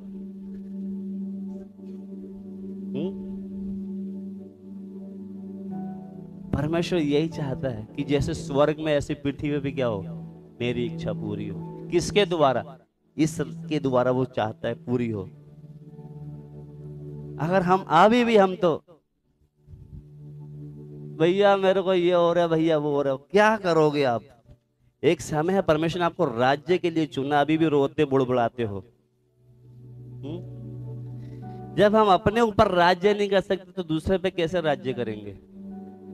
तो यहां पर जब हम देखते हैं उसने हमें एक राज्य और पिता के लिए याजक, याजक का मतलब पुराने नियम में जब याजक होते थे क्या काम होता था उनका? कोई आया बेचारा उसके लिए मेमना काटते थे, उसके लिए प्रायश्चित करते थे, यही था। वो पहले के याजक क्या करते थे? भेड़ बकरी को काटते थे। और आज का याजक, हमको याजक, हमारा काम क्या है अब? भेड़ बकरी को नहीं काटना है, खुद को काट कर बलि चढ़ाना है। इसलिए कहते हैं ना, अपने शरीर को जीवित पवित्र और परमेश्वर को भावता हुआ, यही असली याजक की सेवकाई। अभी भेड़ बकरी को काटना बंद करो, खुद काट कर क्या करो? पढ़ ले उसको, रोमियो 12 में है। पहले के याजक क्या करते थे? भेड़ बकरी काटते थे। आज का याजक, अभी तुमको भेड़ बकरी काटने की जरूरत नहीं है। पढ़े कोई भी। इसलिए हे भाइयों, मैं तुमको परमेश्वर की दया स्मरण दिलाकर विनती करता हूँ कि अपने शरीरों को जीवित, अपने शरीरों को, क्योंकि उस समय तो भेड़ बकरी को कहते अब उसकी जरूरत नहीं है, अब अपने शरीरों को, अपने शरीरों को जीवित और पवित्र और परमेश्वर को भावता हुआ बलिदान करके चढ़ाओ। यही तुम्हारी आत्मिक सेवा है। यही तुम्हारी आत्मिक सेवा है। अभी वो जो सेवा पहले थी ना, भेड़ बकरी काट कर दूसरे के लिए प्रायश्चित करना, अभी वो सेवा नहीं है। अब अभी कौन सी सेवा है? अपने शरीरों को जीवित पवित्र और परमेश्वर को भावता बलिदान करके चढ़ाओ। यानी कि भेड़ बकरी मत चढ़ाओ, अपने शरीरों को चढ़ाओ। अब आज का याजक, नए नियम का याजक, पुराने नियम का क्या करता था? भेड़ बकरी चढ़ाता था। चढ़ाते हैं क्या हम? हाँ, भेड़ बकरी की बोलोगे तो भी हम चढ़ा देंगे, हम अपने आप को नहीं चढ़ा सकते, क्योंकि अभी तो हमारे अंदर बहुत सारी इच्छाएं हैं हमारी। अभी तो हमारे बच्चे छोटे हैं, उनको पालना है, शादी ब्याह करनी है, हा? तो अभी तो हम अपने आप को, हाँ तुम बोलोगे तो इसमें चंदा डाल देंगे जितना बोलोगे, मगर हम अपने शरीरों को अभी, फिर किस काम के याजक हो आप? इधर लिखा है तुम क्या करो? अपने शरीरों को जीवित पवित्र और परमेश्वर को, पवित्र का मतलब क्या है? पवित्र का मतलब देखा ना, जैसे तुम्हारा बुलाने वाला पवित्र वैसे तुम भी। इसका मतलब क्या है? पवित्र का मतलब जैसे तुम्हारे परमेश्वर में कोई दोष नहीं है, वैसे तुम्हारे अंदर भी कोई दोष नहीं होना। हमारे अंदर अगर देखेंगे तो कितने दोष निकल जाएंगे।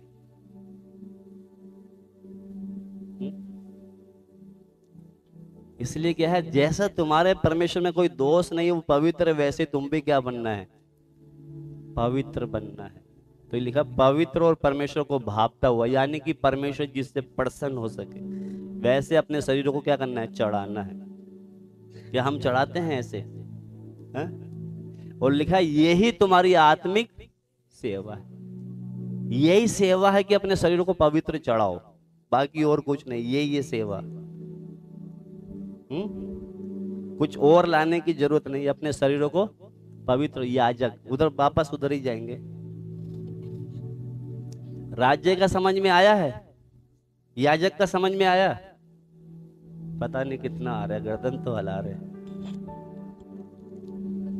राज्य का समझ में आया? नहीं आया? हम एक राज्य और अपने पिता परमेश्वर के लिए याजक। राज्य और याजक दो अलग अलग करके बताया ना, अभी समझ में आया है? अभी तो सोच रहे बहुत हो गई भैया, जल्दी छोड़ो, अब तो बंद कर दे इधर ही। कितना हमने 8 तक पढ़ा था, 1 से 4 से 8 तक 4 आयत पढ़ी थी, अभी हम तो 6 पे ही हैं। थोड़ा और पढ़े आगे। यहाँ पे लिखा है उसकी महिमा और पराक्रम युगानुयुग रहे, आमीन। आमीन। उसकी महिमा, यानी कि एक आयत थोड़ा सा और मैं इसी में से थोड़ा सा और लेना चाहता हूं, क्योंकि लिखा है ना, जैसे अपने शरीर को जीवित पवित्र परमेश्वर को भावता हुआ बलिदान चढ़ाए। आप देखना यीशु मसीह ने क्या करा, जीवित बलिदान चढ़ाया ना। जब वो मुर्दों में से जी उठा, जी उठने के बाद सबसे पहले ने मरियम ने देखा, और जब देखा ना तो उसको छूना चाह रही थी, तो वो कहता मैं जब तक अभी ऊपर से वापस नहीं आऊंगा जब तक मुझे मत छूना। तो वहां पर एक बात बोलता है, वो निकाले बेटा, वो यीशु मसीह जो बोलता है, ध्यान से सुनना। वो यूहन्ना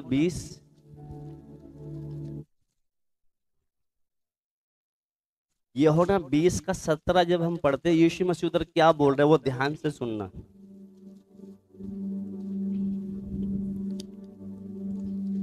अपनी उधर लिखा है एक शब्द है उधर, अभिव्यक्ति। अभिव्यक्ति का मतलब क्या होता है? अभिव्यक्ति, अभिव्यक्ति का मतलब अपनी जो है ना भावनाओं को, अपनी जो इच्छाओं को एक दिशा देना। आपने देखा होगा जो साइंटिस्ट होते हैं उनके अंदर कुछ आता है, विचार आता है, तो वो कुछ ना कुछ खोज में लगे रहते हैं। ये हमारा छोटा वाला तो बहुत ज्यादा ही करता है आजकल। हमारे अंदर जो इच्छा आती है ना, भावना को इच्छा ही तो बोलते हैं। तो उसको सही दिशा की ओर ले जाना। हमारे अंदर कभी कभी कोई इच्छा आती है, हम जैसे ही आगे उसी में चलने जाते हैं, मगर उस इच्छा को हम कोई सही तरीके से ले जाएं। तो उसी तरह जब हम वापस उतर जाए, हम यूहन्ना 20 का जो 17 पढ़े बेटा। यीशु ने उससे कहा, मुझे मत छू। अभी ये जी उठने के बाद बोलता है, जब मुर्दों में से ये जी उठा था, तो जब ये 40 दिन तक इस पृथ्वी पर रहा चलोगे, तो जब प्रकट हुआ तो बोलती है क्योंकि मुझे अभी मत छू, क्योंकि मैं अब तक पिता के पास ऊपर नहीं गया। हाँ? परंतु मेरे भाइयों के पास जाकर उनसे कह दे कि मैं अपने पिता और तुम्हारे पिता और अपने परमेश्वर और इसमें से जो कुछ बातें मुझे थोड़ी सी लेनी थी, कहते मुझे मत छू क्योंकि मैं अब तक पिता के पास ऊपर नहीं गया। आगे, परंतु मेरे भाइयों के पास जाकर उनसे कह दे कि मैं अपने पिता और तुम्हारे पिता। अब इधर देखो कि मैं अपने पिता और तुम्हारे पिता। यीशु मसीह बोल के रहा, ध्यान से सुनना। यीशु मसीह कहता है मैं अपने पिता और तुम्हारे पिता। इतना समझ में आया है? यानी कि यीशु मसीह बोलता मेरा पिता नहीं, मैं अपने पिता, और यानी कि वो तुम्हारा भी पिता है। इसलिए बोलता है मैं अपने पिता और तुम्हारे पिता और अपने परमेश्वर और तुम्हारे परमेश्वर के पास ऊपर जाता हूँ। इधर बोल क्या रहा है यीशु मसीह, ध्यान से देखना। इसलिए मैं बोलता हूँ कि जो विचार जो सही दिशा की तरफ ले जाना। यीशु मसीह ने जो बोला, कहता क्या कहता है, मैं अपने पिता और तुम्हारे पिता, अपना परमेश्वर और तुम्हारे परमेश्वर। यानी कि यीशु मसीह का वो पिता था, वो हमारा भी पिता है। वो उसका परमेश्वर था तो हमारा भी। जब यीशु मसीह के परमेश्वर ने, पिता ने उसको इतनी जयवंत दिया है, तो वो हमारा भी पिता, हमारा भी परमेश्वर, वो हमें जय नहीं देगा क्या? वो क्योंकि कौन बोल रहा है ये? यीशु मसीह बोल रहा है, कोई और नहीं बोल रहा है कि वो मेरा पिता। और इसका मतलब हम किसी के मुंह से सुनी बात नहीं बोल रहे। हमारे यीशु जिसके पीछे हम चल रहे हैं, हमने अभी पढ़ा था विश्वास योग्य, बोलता है वो मेरा पिता तुम्हारा भी पिता है, मेरा परमेश्वर तुम्हारे भी। जब उसने यीशु मसीह के साथ इतनी भलाइयां की है, तो वो हमारे साथ नहीं करेगा क्या वो? हा? तो यहाँ पर जब हम पढ़ते हैं, वहां पर वापस बेटा उधर ही जाए, तो यहाँ पर बोलता है यूहन्ना, वो बोलता है आमीन बोल रहा है। क्या बोल रहा है वो? आमीन। आमीन। उससे पहले बोलता है उसी की महिमा और पराक्रम, यानी कि अभी हम कुछ लोग जो चलते हैं प्रभु के पीछे, तो वो सोचते हैं कुछ अच्छा काम उनके जीवन में रहता है, तो वो सोचते हैं अपनी खुद की महिमा लेना चाहते वो, तो इसलिए ये बोलता है उसी की महिमा और पराक्रम। तो उधर यूहन्ना बोलता है आमीन। तो कहने का मतलब इधर जब हम कुछ बातें जो थोड़ी थोड़ी सीख कर जा रहे हैं, तो यहाँ पर हम क्या सीखते हैं इस बात से? जैसे यीशु मसीह बोलता है तुम्हारा पिता मेरा पिता, तुम्हारा परमेश्वर मेरा परमेश्वर तुम्हारा। तो जैसे वो यीशु मसीह के परमेश्वर पिता था, वैसे ही वो हमारा भी है। तो जैसे वो उसके साथ रहा, वो हमारे साथ भी है। वो उस बात को थोड़ा सा और सीखने के लिए थोड़ा सा आगे जल्दी जल्दी जाकर, क्योंकि समय हो गया है, 8 तक लेके जाना है, थोड़ा साथ में भी आए बेटा थोड़ा। देखो वो बादलों के साथ आने वाला है और हर एक आंख उसे देखेगी। इधर लिखा है ये नबूवत है, ये वो बादलों पर, ये क्या है? भविष्यवाणी है, वो बादलों पर आने वाला है। तो इधर जब हम पढ़ते हैं यीशु मसीह जब इस पृथ्वी पर था, तब एक ये नबूवत हो रही कि वो बादलों पर आने वाला है। मगर संसार ने सबसे पहले, जब इधर देखते हैं कि संसार ने हमारे प्रभु को आखिरी बार कब देखा था? जब वो जा रहे थे। आखिरी बार संसार ने, संसार ने जब देखा था, जब वो कलवरी पर था, कीलों पर लटका हुआ था। हा? कब देखा था? हा? मैं संसार की बोल रहा हूं।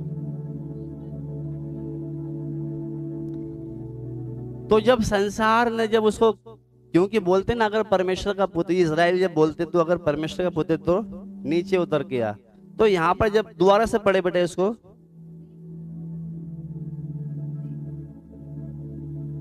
क्योंकि उस समय वो लज्जाजनक दशा में, क्योंकि क्रूस की जो सजा जिसको देती थी वो बहुत, जो गलत, बहुत ज्यादा ही गलत काम करते थे उसको क्रूस पर चढ़ाते थे। तो ये लज्जाजनक जो उनके सलीब पर जब चढ़ाया था, जब उसको आखिरी समय जब संसार ने देखा था, तो बेटा वो दोबारा से पढ़े वो 7। देखो वो बादलों के साथ आने वाला है और हर एक आंख उसे देखेगी। क्योंकि वो बादलों पर आने वाला है। तो इधर 2 बातें हैं। सबसे पहले पढ़े बेटा इसको, बादलों पर आने वाला है और हर एक आंख उसे देखेगी, वरन जिन्होंने उसे भेदा था वे भी उसे देखेंगे और पृथ्वी के सारे कुल उसके कारण छाती पीटेंगे। हाँ आमीन। इधर देखो, जब संसार के लोगों ने यीशु मसीह को आखिरी बार जब भी देखा था, जो सलीब पर लटका हुआ था, मगर अब जब बादलों पे आएगा तो लिखा है ना आने वाला है और हर एक आंख उसे देखेगी। क्योंकि अब जब वो वापस आएगा, बहुत जल्द वो आने वाला है, तो लिखा है जिन्होंने उसे बेदा था वे क्या करेंगे? वो देखेंगे। लिखा आगे, वे भी उसे देखेंगी। आगे, वरन जिन्होंने उसे भेदा था वे भी उसे देखेंगे हाँ? और पृथ्वी के सारे कुल उसके कारण छाती पीटेंगे। यानी कि जब अब की बार आएगा तो सारे कुल क्या होंगे? छाती पीटेंगे। क्यों? कि हमने इसको सलीब पर चढ़ाया। मगर जो मसीह के लोग हैं वो उस समय क्या होंगे? आनंदित होंगे। क्योंकि वो आनंदित इसलिए होंगे, प्रभु हम तेरे लिए बहुत समय से बाढ़ जो रहे थे। तो लिखा पृथ्वी के सारे कुल उस समय क्या करेंगे? छाती पीटेंगे। तो वहां पर वो यूहन्ना फिर बोलता है आमीन, यानी कि प्रभु ऐसा ही हो, जल्दी आ तू। तो जिन्होंने बेदा था वो भी क्या है? इधर लिखा है देखो वो बादलों पे जल्द आने वाला है और हर एक आंख उसे देखेगी। यानी कि जिन्होंने जब उसको सलीब पर चढ़ाया था, अब हम बहुत से लोगों को बोलते हैं ना यीशु मसीह के बारे में, तो वो विश्वास नहीं करते। मगर जब आएगा ना तो उस समय छाती पीटने का मतलब यही है कि हमने इसको क्या है? बात नहीं मानी इसकी। तो उस समय क्या करेंगे? वो छाती पीटेंगे। मगर जो मसीह लोग हैं, जो प्रभु के साथ वो उस समय आनंदित होंगे, क्योंकि उसके साथ बादलों पे जब जाएंगे। तो आगे और बेटा थोड़ा सा पढ़ के, या 8 भी पढ़ ले हम। प्रभु परमेश्वर जो है और जो था और जो आने वाला है, जो सर्वशक्तिमान है, यह कहता है मैं ही अल्फा और ओमेगा हूँ। हाँ पढ़े। और मैं यूहन्ना जो नहीं तुम्हारा नहीं नहीं, वो 8 आगे नहीं जाए, अभी समय हो गया। हाँ आगे दोबारा से पढ़े बेटा एक बार। प्रभु परमेश्वर जो है और जो था और जो आने वाला है, जो सर्वशक्तिमान है, ये कहता है, मैं ही अल्फा और ओमेगा हूँ। हाँ, इधर 2-3 बातें सीख कर मैं इधर खत्म करने जा रहा हूँ। यहाँ पर 8 में बोलता है, परमेश्वर कहता है जो है और जो था और जो आने वाला है और सर्वशक्तिमान है, और कहता है मैं अल्फा और ओमेगा। यहाँ पे 2 बातें हैं जो हम जल्दी से खत्म करेंगे। तो यहाँ पर जब हम देखते हैं परमेश्वर स्वयं क्या कहता है, अल्फा और ओमेगा, यानी कि सर्वशक्तिमान जो सदाकाल का परमेश्वर कहलाता है, वो अनादिकाल यानी कि शुरू से ही है वो। तो इसलिए 2 बातें जो मेन बातें हम सीख कर इधर से जाएंगे आज। मैंने जैसे अभी पहले बताया था, क्योंकि हमारा परमेश्वर अनादिकाल से है। अभी मान लो जैसे यहाँ पे कुछ ऐसी घटना घट गई, कोई आके कुछ बोलेगा तो हम सब क्या हो जाएंगे, एकदम से चौंक जाएंगे, घबरा जाएंगे, हाँ ऐसे कैसे हो गया। मगर हमारा परमेश्वर कभी ऐसे चौंकने वाला नहीं है। इतना समझ में आया आपको? तो यहाँ पर जब देखते हैं उसको 2 जो बताए हैं, बेटा वो 2 आयत पढ़वाऊंगा मैं आपसे, निकाले जल्दी से। इसी का प्रकाशित वाक्य 19:6,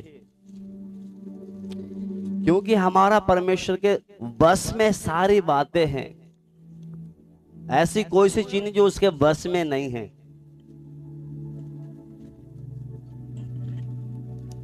19:6 पढ़े। फिर मैंने बड़ी भीड़ का सा और बहुत जल का सा शब्द और गर्जन का सा बड़ा शब्द सुना, हालेलुया, क्योंकि प्रभु हमारा परमेश्वर सर्वशक्तिमान राज्य करता है। बस यहाँ से एक शब्द लेना था मुझे, सर्वशक्तिमान राज्य करता है, ये शब्द लेना था। हमारा परमेश्वर सर्वशक्तिमान राज्य करता है। आपको विश्वास है हमारा परमेश्वर राज्य करता है? हा? हमारा परमेश्वर राज्य करता है।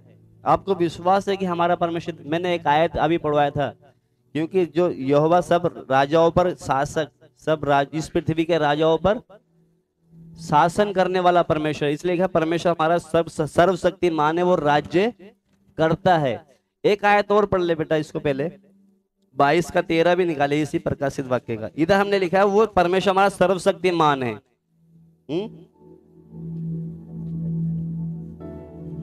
मैं अल्फा और ओमेगा, पहला और अंतिम, आदि और अंत हूँ।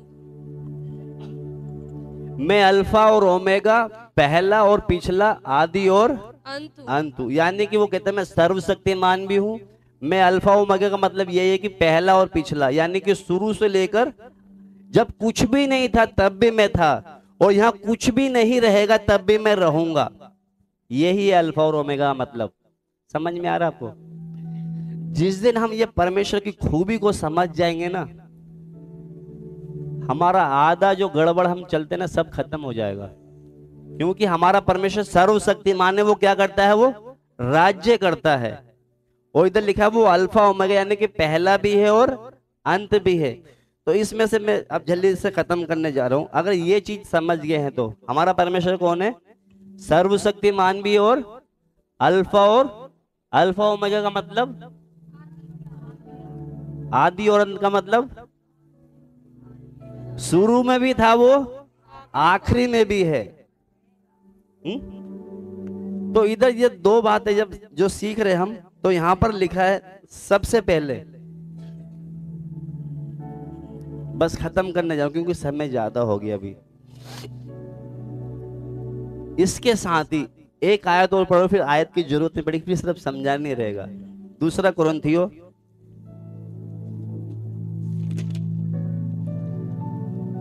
क्योंकि परमेश्वर ने नई भाषा में कम से कम 10 बार बोल रहा है मैं सर्वशक्तिमान हूं, सर्वशक्तिमान हूं।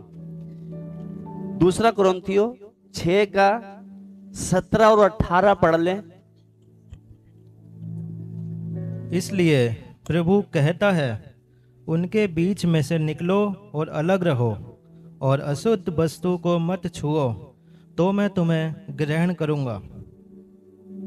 इधर देखो, मैं इधर एक आयत जो हम जो पढ़ते हैं, हम इधर लिखा है परमेश्वर हमारा सर्वज्ञानी है, सर्वशक्तिमान है, वो अल्फा और ओमेगा है।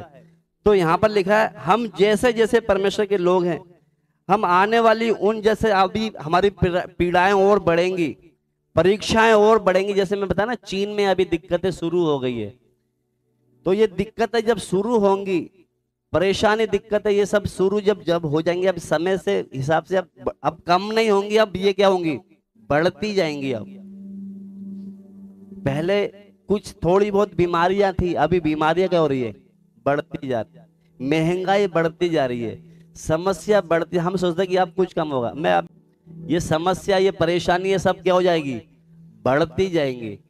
तो जब ये बढ़ती है तो हमें चिंता करने की जरूरत नहीं है। हमारा परमेश्वर कौन है, वो सर्वशक्तिमान परमेश्वर है, वो अल्फा और ओमेगा, यानी कि कोई भी चीज अचानक नहीं आएगी, क्योंकि हमारा परमेश्वर को सब कुछ मालूम है।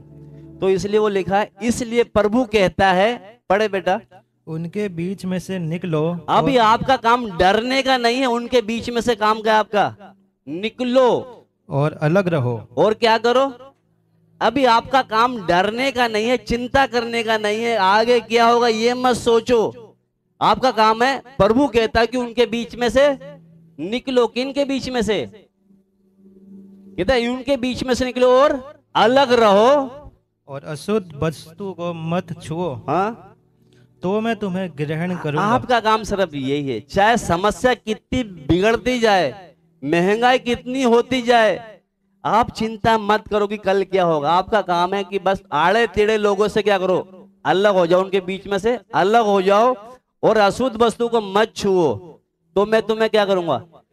जब परमेश्वर ने हमें ग्रहण कर लिया, फिर दिक्कत क्या है, समझ में आ रहा है आपको, आगे बढ़े। और मैं तुम्हारा पिता होऊंगा। अब अगर जब वो हमारा पिता हो गया, हमने अलग हो गए, गलत वस्तु अशुद्ध वस्तु को से दूर हो गए, तो वो हमें ग्रहण कर लेगा, और जब वो हमारा पिता होगा आगे, और तुम मेरे बेटे और बेटियां होंगे। ये सर्वशक्तिमान प्रभु परमेश्वर का वचन है। अब बस इधर मैं खत्म करने जा रहा हूं। कहने का मतलब, हमारा परमेश्वर सर्वशक्तिमान है, अल्फा और ओमेगा है। अभी हमारा काम सिर्फ पता क्या है, चाहे समस्या कितनी भी बिगड़ती जाए, परेशानी कितनी भी आती जाए, हमारा काम है आड़े टेढ़े लोगों से अलग होना। हमें चिंता करने की जरूरत नहीं है। कहते तुम क्या करो, दोबारा से बेटा ऊपर जाए। इसलिए प्रभु कहता है, उनके बीच में से निकलो और अलग रहो, और अशुद्ध वस्तु को मत छुओ, तो मैं तुम्हें ग्रहण करूंगा। ये हमारा परमेश्वर उन्हीं के लिए सर्वशक्तिमान है जो अलग रहता है। ये सबके लिए सर्वशक्तिमान नहीं है। ये किन के लिए है, जो अशुद्ध वस्तुओं को नहीं छूता, उसके लिए वो कौन है।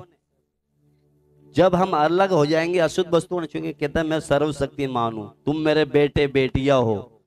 इसलिए क्या है, जब उसने हमें ग्रहण कर लिया, ऐसी कौन सी ताकत है जो फिर हमें गिरा सकती है, रुला सकती है या उदास कर सकती है।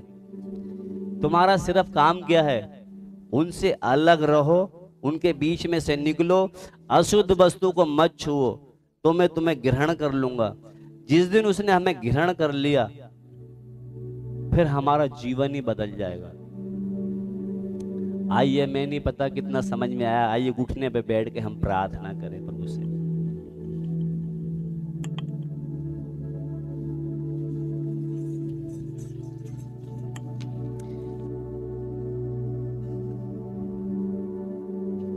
हमारा परमेश्वर हमें हर एक ऐसी अशुद्ध चीजों से अलग रहने के लिए कहता है।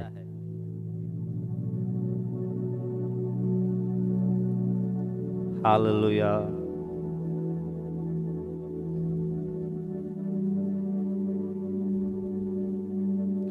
जो अपनी अभिलाषाओं से अलग रहेगा,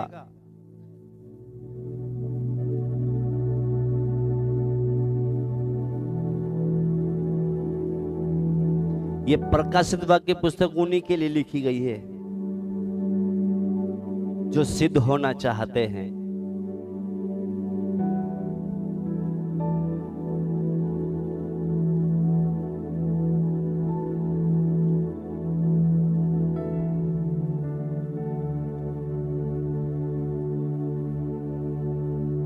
हालेलुया।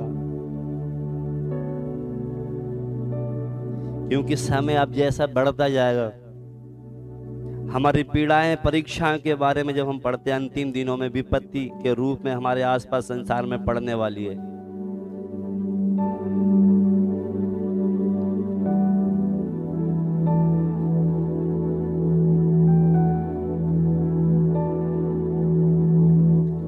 तब यही बातें हमें पूरी तौर से सुरक्षा देगी अगर हम अशुद्ध वस्तुओं से अलग रहेंगे तो। तभी वो कहता है मैं तुम्हें ग्रहण करूंगा, तुम मेरे बेटे बेटियां होंगी। Hallelujah, hallelujah. जो बातें हमने देखी है, हमें सत्य में हम अपनी जड़ पकड़ लें, क्योंकि इन दिनों में हमें प्रभु में स्थिर होने की जरूरत है। समस्याएं, पीड़ाएं और बढ़ती जाएंगी। हम अपने परमेश्वर के साथ एक अच्छा रिश्ता जोड़ लें। हालेलुया। हमारे प्रभु ने जो प्रतिज्ञा की, पूरी तौर से हम उस पर भरोसा करना चाहिए। लिखा है वो विश्वास योग्य है, उसने जो बोला है वो पूरा करता है वो।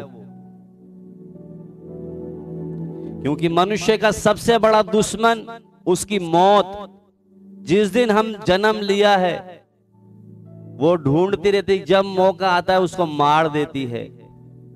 मगर मौत पर जय पाने वाले हमारा यीशु मसीह, इसलिए हमें मौत का भी डर नहीं है।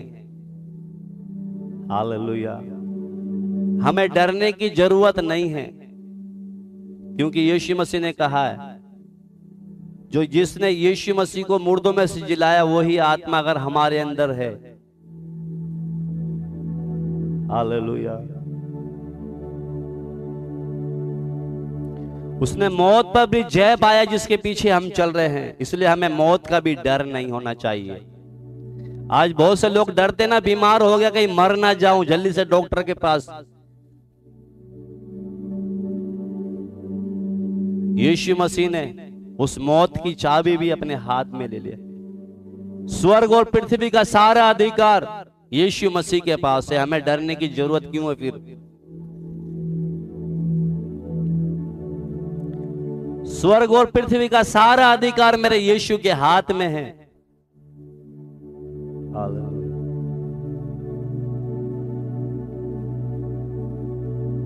उसने हमें पाप की शक्ति से भी छुड़ा दिया, हमारे लिए लहू बहा दिया।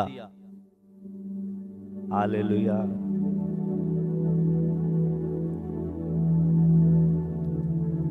उसने बोला है मेरा पिता तुम्हारा पिता है, मेरा परमेश्वर तुम्हारा परमेश्वर है। जब वो परमेश्वर हमारा पिता बन गया, हम क्यों डरते हैं फिर? अगर ये प्रकाशन हम पर खुल गया, जिस दिन हमारा जीने का ढंग ही बदल जाएगा। हालेलुया। आने वाले समय में हमें दृढ़ स्थिर रहना है। हमें इन सत्य पर जो हम सीख रहे, इसमें हमें जड़ पकड़ना है। अगर हम जड़ नहीं पकड़ रहे, कोई फायदा नहीं है।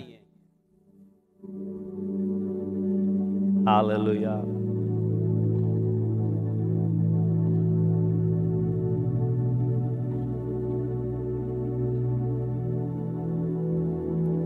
खुदा ने भेजा है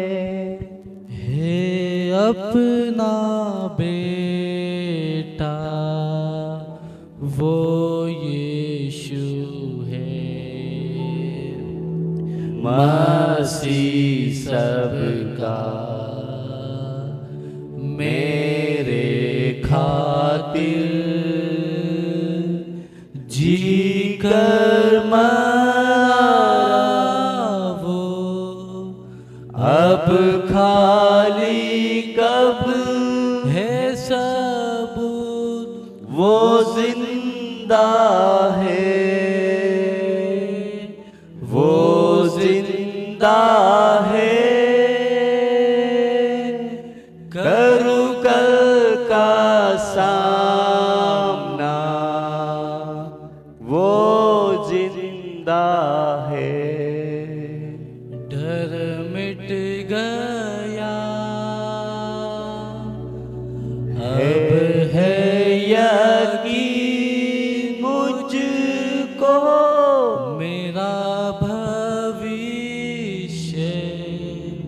उसके हाथों में सुरक्षित है, वो जिंदा है। समझ कर गाएं, स्क्रीन पे देख लें। वो जिंदा है, हमारा परमेश्वर जिंदा है। करू कल का, डरे नहीं, सामना करे कल का। वो जिंदा है, डर जिसको पता वो जिंदा, उसके अंदर से डर मिट गया। अब है यकीन, उसको यकीन है कि मेरा भविष्य उसके हाथों में सुरक्षित है। मेरा भविष्य उसके हाथों में सुरक्षित है, वो जिंदा है, वो जिंदा।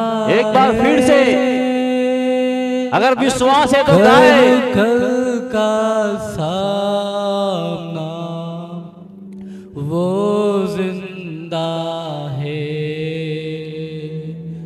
डर मिट गया। जिसको पता है वो जिंदा है तो उसके अंदर डर नहीं है। यकीन मुझको मेरा भविष्य उसके हाथों में सुरक्षित है, वो जिंदा है। हालेलुया। एक बार फिर से, वो जिंदा है, वो जिंदा है। करू कल का डरे नहीं, सामना करे, कोई भी हो जाए चाहे, वो जिंदा है। डर मिट गया, अब डरने की बात नहीं है कोई भी। अब है यकीन मुझको मेरा भविष्य किसी मूर्त के हाथ में नहीं है, उसके हाथों वो जिंदा परमेश्वर के हाथों में मेरा भविष्य है। वो जिंदा, चिंता करने की जरूरत नहीं है अभी, चाहे कोई भी संसार उलट पुलट हो जाए। खरू कल का हालेलुया। कल क्या होगा कोई चिंता नहीं करे। डर मिट गया, सुनियो, अब है यकीन मुझको मेरा भविष्य उसके हाथों में सुरक्षित है, वो जिंदा है। आमीन आमीन। आइए हम प्रार्थना करने जाए। वो जिंदा परमेश्वर है, करू कल का सामना, वो जिंदा है। डर मिट गया, अब है यकीन मुझको मेरा भविष्य उसके हाथों में सुरक्षित है। बहुत से को पता नहीं मेरा भविष्य आगे क्या होगा, मगर जिसने यीशु को जान लिया उसको पता है मेरा भविष्य उसके हाथों में सुरक्षित है। जो भी करेगा वो अच्छा ही करेगा। हालेलुया। इसलिए वचन रोमियो 8:28 में बोलते हैं, जो उससे प्रेम करते हैं उनके लिए सब बातें मिलकर भलाई को उत्पन्न करेगी। राजा तू आग में डलवा देगा, उसमें भी भलाई है। तू शेरों की मांदों में डाल देगा, उसमें भी भलाई है।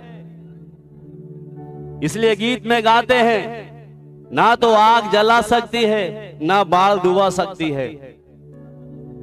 हालेलुया। हमारा काम एक ही है, अशुद्ध वस्तुओं को मत छुओ, उनसे अलग रहो, तो मैं तुम्हें घृणा करूंगा। आज हमें गांठ बांध के जाएं, प्रभु अशुद्ध वस्तुओं से मुझे अलग होना है। Hallelujah hallelujah. आज भी कवर दिखती है कि हमारा यीशु जिंदा है। कितने लोग जिंदे तो हो गए, मगर दोबारा वो फिर मिट्टी में मिल गए। हमारा परमेश्वर हमें एक राज्य और याजक बनाया है। उस परमेश्वर की जगह में आज कलीसिया को राज्य करना है, वो चाहता है। हालेलुया। आइए प्रभु के दास के साथ मिलकर हम प्रार्थना करें। हालेलुया। स्तुति हो परमेश्वर। अगर समझ में आया है, वचन ने आपसे बात किया है, एक एक घुटने पे बैठ कर प्रार्थना करे प्रभु से। हालेलुया। कल क्या होगा उसकी चिंता नहीं है, मेरा भविष्य उसके हाथों में है। चाहे कितना भी विरोध बढ़ता जाए, घर के लोग खिलाफ हो जाए, मित्र भी निंदा करे, मेरा यीशु जिंदा है। हालेलुया। प्रार्थना करेंगे। Hallelujah, hallelujah. आइए हम परमेश्वर के चरणों में टूटे मन से, हालेलुया, हृदय से प्रार्थना करते हैं। हालेलुया। हमारे दयालु पिता, हमारे अनुग्रह सामर्थी पवित्र परमेश्वर, हालेलुया, जो है और जो था और जो आगे भी होगा, जिसने कहा है कि मैं अल्फा और ओमेगा हूं, मैं आदि और अनंतकालीन हूं, मैं पहला और अंतिम हूं। प्यारे परमेश्वर, तेरे सत्य वचन के द्वारा प्रभु, जिन वचनों के द्वारा प्रभु, जो गहराई प्रभु तेरे दास के द्वारा प्रभु, आपके पवित्र वचनों के द्वारा प्रभु जी हमने सीखे प्रभु जी। प्रभु ये तेरा सामर्थी वचन प्रभु हमारे हृदय रूपे पट्टी पर प्रभु सदैव के लिए लिख जाए प्रभु, और कदापि प्रभु मिटने ना पाए प्रभु, और सदैव प्रभु स्मरण बना रहे प्रभु। और इन्हीं वचन के अनुसार प्रभु हम अपने जीवन को प्रभु तेरी महिमा के लिए प्रभु, तेरे स्वर्ग राज के लिए प्रभु जी हम तैयार करके प्रभु तेरे साथ बादलों पर उठा लिए जाए प्रभु। क्योंकि प्रभु जिस तरह प्रभु तेरे दास अब्राहम को प्रभु अपने दास एलियाजर प्रभु यकीन था कि ये मेरे बेटे के लिए दुल्हन लेकर के आएगा प्रभु, उसी तरह प्रभु जी हमें भी एक विश्वास बना प्रभु हमारे अंदर भी कि हमारा परमेश्वर शीघ्र ही प्रभु अपने लोगों को, अपनी कलीसिया को बादलों पर लेने के लिए आ रहा है प्रभु। उसके लिए प्यारे परमेश्वर हम सभी बहन भाइयों को प्रभु, छोटे से लेके बड़े तक सबको प्रभु जी तेरे अनुग्रह में प्रभु, तेरे वचन की सामर्थ में प्रभु जी सबको प्रभु आगे बढ़ने के लिए और अपनी तैयारी पूरी करने के लिए प्रभु जी तो एक एक की मदद और सहायता कर प्रभु। प्यारे परमेश्वर, जो सुना हुआ वचन प्रभु जी हम सबके जीवन में प्रभु जी पूरी तरह से कार्य करने पाए प्रभु। शैतान किसी भी हालत में प्रभु जी किसी के भी विश्वासी बहन भाई के जीवन से चुरा कर छीन करके लेके ना जाए न पाए प्रभु, क्योंकि प्रभु ये तेरा वचन ही प्रभु जी हम तेरे न्याय सिंहासन के सामने प्रभु खड़े होने के लिए प्रभु हालेलुया मदद और सहायता कर सकता है प्रभु। अन्यथा तो प्रभु हमें श्वेत सिंहासन के सामने ही खड़ा होना पड़ेगा। प्यारे परमेश्वर प्रभु, हे महान ईश्वर दयालु पिता, तेरा हम धन्यवाद करते प्रभु। अभी तक प्रभु तूने हम सबको संभाला है, चलाया है और यहाँ तक प्रभु लेकर के आ गए प्रभु जी। अब जो बाकी के समय भी प्रभु जी तेरे डर और भय में रह करके तेरे वचन को नित्य प्रतिदिन सीखते समझकर अपने जीवन में उसका पालन करते हुए प्रभु जी चलने के लिए प्रभु जी हर एक की मदद और सहायता करना प्रभु जी। सुना हुआ वचन प्रभु किसी भी बहन भाई के लिए प्रभु न्याय का कारण न बनने पाए प्रभु जी, दंड का कारण न बनने पाए प्रभु। प्यारे परमेश्वर, तेरे हाथों में प्रभु जी इस पूरी मंडली को सौंपता हूँ प्रभु जी। सब महिमा प्रभु आप ही को देते हैं। विनती प्रार्थना प्रभु यीशु मसीह आपके पवित्र सामर्थी नाम से प्रार्थना को मांग लेते हैं, आमीन। हालेलुया। आइए हम प्रार्थना करें। अगर परमेश्वर ने बातें किया है, आज कितने घरों में डिवोर्स हो जाता है जब पत्नी और पति की नहीं बनती। पति बोलता मैंने तेरी सारी जिम्मेदारी ली है, फिर भी तू मेरे कहने पे नहीं चलती, तलाक हो जाते हैं। अगर हम देखें हमारा यीशु हमारा दूल्हा, हम उसकी दुल्हन है। हम कितनी बातों में उसने हमारी जिम्मेदारी सारी ली है, फिर भी हम नहीं चलते। ये उसकी दया है कि उसने अभी तक हमें त्यागा नहीं है। आज कितने घर बर्बाद हो गए उसी तरह, क्योंकि मियां बीबी की बनती नहीं थी। आज हम भी अगर हमारे दूल्हे की बात को नहीं मान के चलेंगे, कहीं ऐसा न वो हमें छोड़ दे। इसलिए आज हम गांठ बांध के जाएं, अशुद्ध वस्तुओं से नहीं छूना, उनसे अलग रहना है। Hallelujah, hallelujah. अब पिता का प्रेम, प्रभु यीशु मसीह का अनुग्रह, पवित्र आत्मा की सहभागिता हम सब के साथ प्रभु यीशु मसीह की दूसरी आगमन तक होती रहे। आमीन। सबको जय मसीह की।